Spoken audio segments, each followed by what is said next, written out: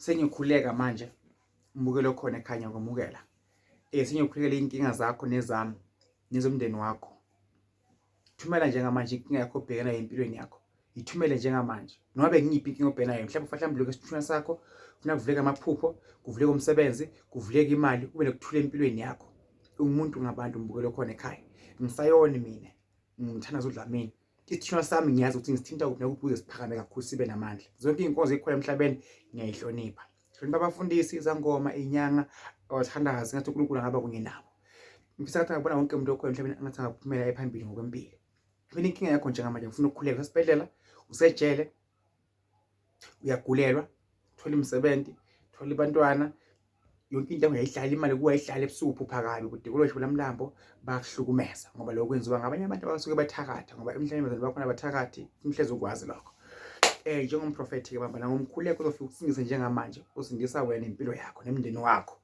Moya ongcwele egameni lakho Jehova namandla amkhulu esabeka.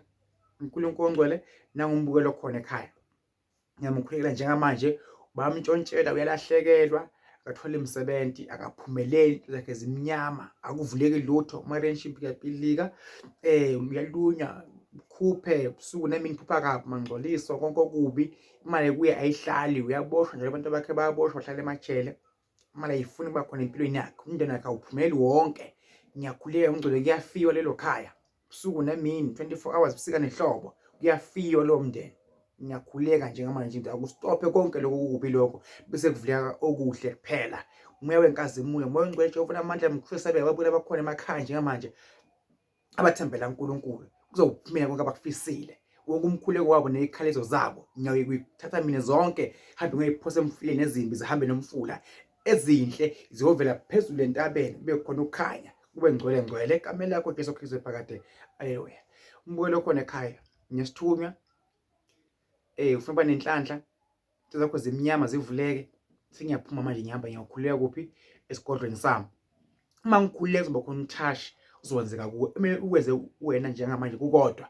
Manje khona ikhandlela elimhlophe likhanyise bese uthi amen, uliyeke lekhandlela likhanye kuze kuse. Uma ungenalo njengamanje thumela SMS la uthi mthandazi Dlamini khuleka kunye nami, khulekisa abantu abami, ngiyakudinga ukubona uzokhuleka duzane nami, ungibeke nje nedi esakhe isandla ngoba mase sangithinta kune okuyawusuka, ngaba idemoni, ngaba yishwa, ngaba ibhadi, kuyovuleka inhlanhla yemali, eyomsebenzi, eyempumelelo, kube khona ukukhanya empilweni yami.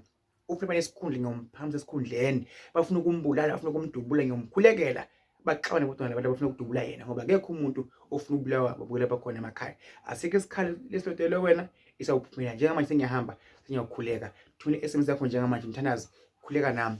Mina ngumuntu okhuleka kakhulu, osebenza ngamanzi, ohlelwa ngumoya kaNkulunkulu, ohlelwa isithunywa sasemanzini. Ngisebenza ngamanzi, ngiyazila. Inhlanhla lengaba nayo angizange isithunywa sami sengihlukumeze ngisafunda isikole. Sengihlukumeze, sengicedise ngifunda imisebenzi.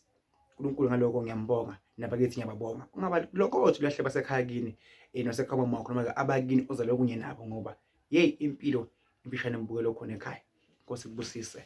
Thumela SMS engilindile njengamanje sengiyakhuleka. Shesha maseshane.